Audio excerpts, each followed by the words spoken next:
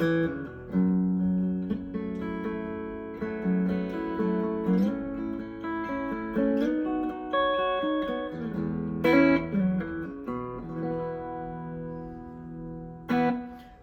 what is up, YouTube?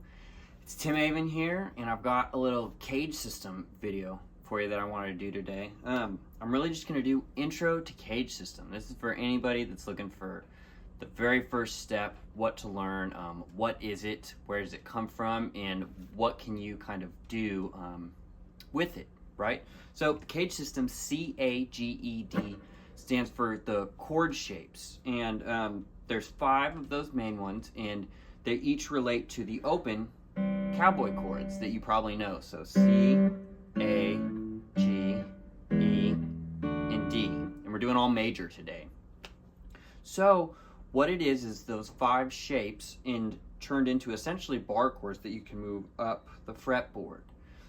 So I'm going to do this in E, and this is how I like to teach it.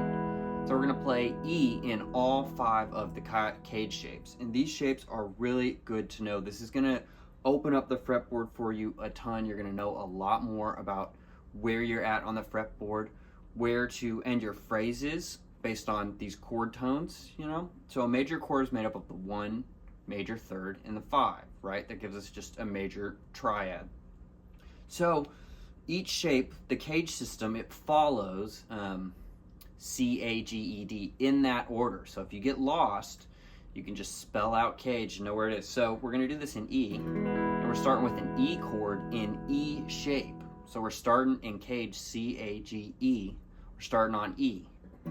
So E is your normal E like this, just standard. Now after E in CAGED is D, right? C-A-G-E-D. So the next shape up is D. So you want to find your E root, and this is an E major in D shape. Now notice this part of the chord right up here.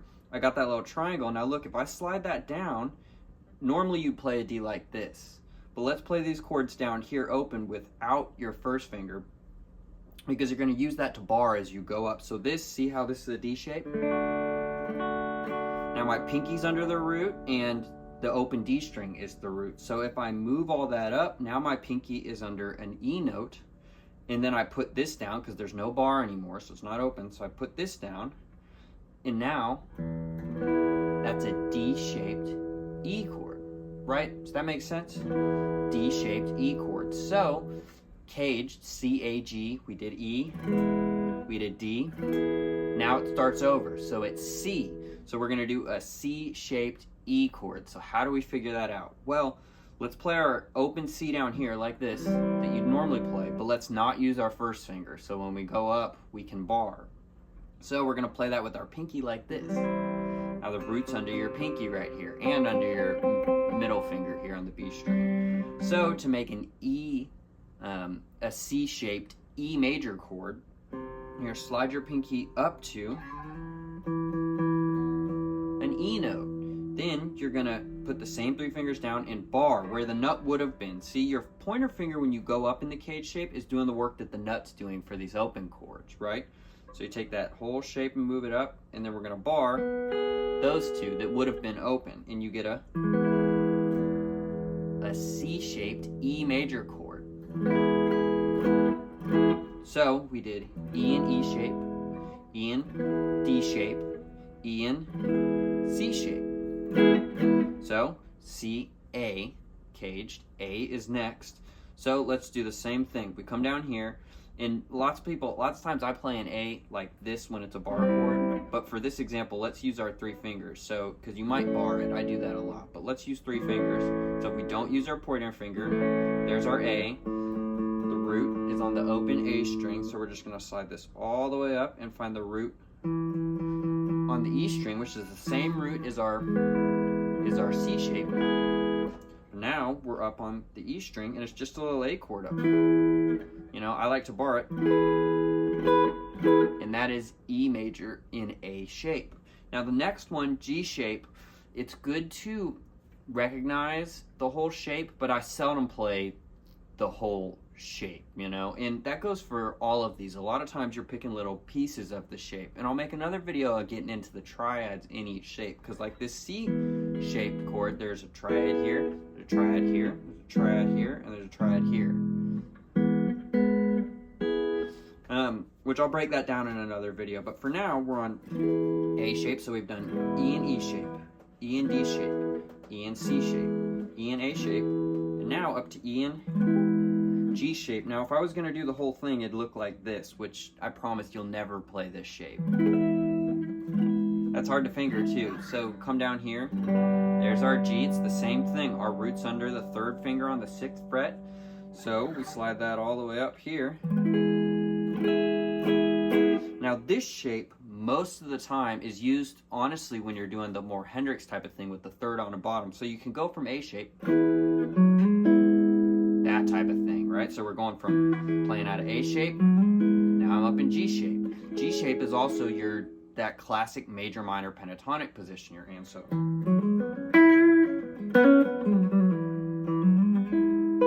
Right? So, seldom I'm playing that. Most of the time I'm playing this with the 3rd on the bottom, or this triad, this little power chord, this triad, you know. So then it starts over. It's back to E and E shape. And you do have to do the bar chord up here, obviously, but that's just an E-shaped bar chord. And it just keeps going. Then it's back to D shape. Then it's back to C shape. Then it's up to A shape. And I ran out of room. So those are the shapes, and hopefully explaining it like that will give you an idea of how to, instead of just remembering the position of like, here's an E-shaped C chord, the goal is to get into your mind how to build those on your own. So if you can't remember, and let's say we're playing in the key of B flat, and I say play a B flat C-shaped chord. Okay, well where is that? Well, here's a B flat root, right? So here's a B flat chord, but we want to play, and that's in E shape, and I do that with my thumb a lot, you know, which same thing I can get into in a different video. The thumb,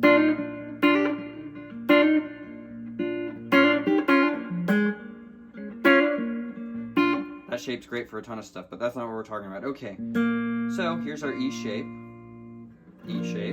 there's a B in D shape, B flat, sorry. So now B flat, and you know, so if you couldn't find that, you can make your shape down here. Say, okay, I know my C chord, play it without your pointer finger, because you're going to need to use that to bar when you go up. Here's your root, and you're just going to go up on that string until you find the root for B flat, which is right here. It's all the way up on that 13th fret. So you go all the way up here, and now I've got a B flat C shape chord.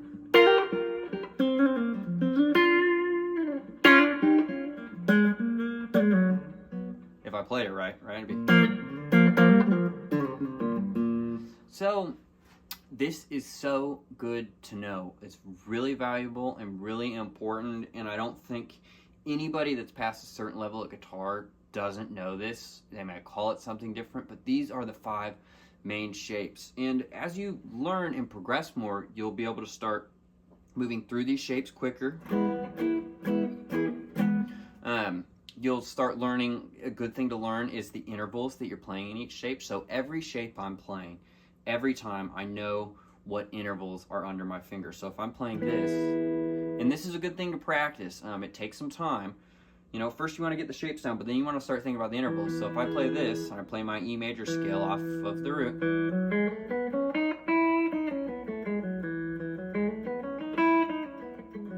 right? I know I'm playing a 1, a 5, a 1, and a major 3rd. If I come up to the C shape, I know I'm playing a 1, a major 3rd, a 5, a 1, a major 3rd. A shape, 1, 5, 1, major 3rd, 5. G shape, 1, major 3rd, 5, 1, major 3rd, 5, 1. So that knowledge, it takes a lot of time to get that down, but once you can start recognizing that, then when you're soloing and knowing the major scale, so in each of those shapes, I know the major scale that's for that shape, right? So if I'm in the D shape, I can go, let's say I'm in C shape, I go, say I'm in A shape, to G shape. Down to E shape.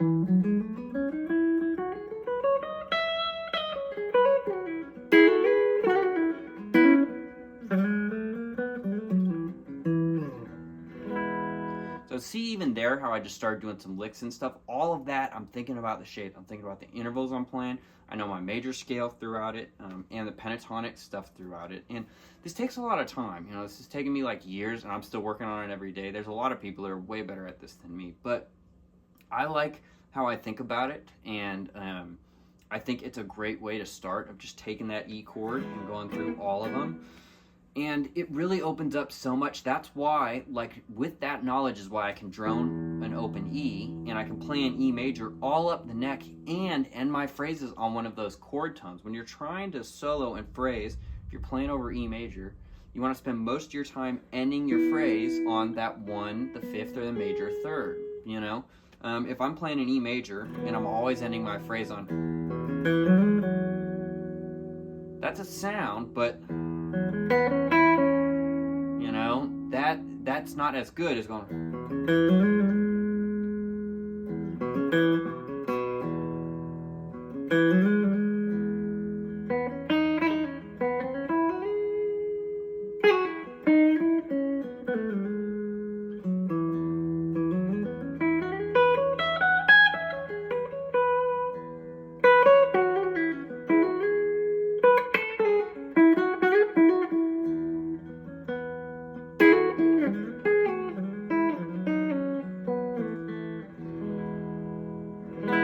See, so all that knowledge combined starts to give you the freedom to be able to do stuff like that. I can play up and down the whole neck in E major. I'm never lost. I always know where I am.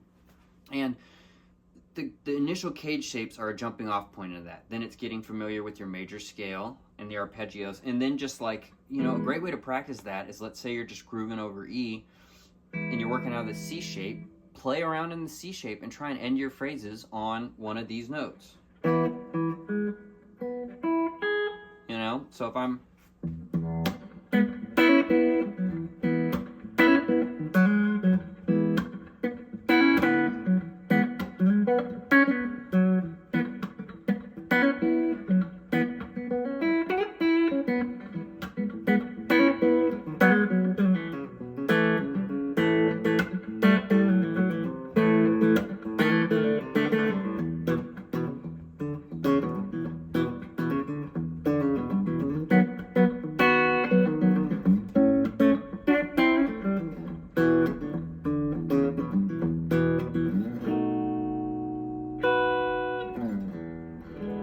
So there, I went into something a little more complex, but the goal there was to show you that I knew I was playing out of E, just some random groove.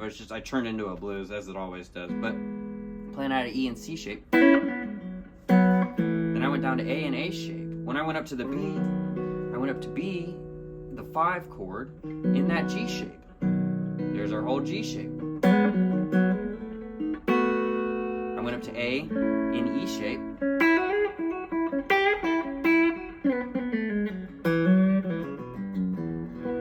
Down to that E, right?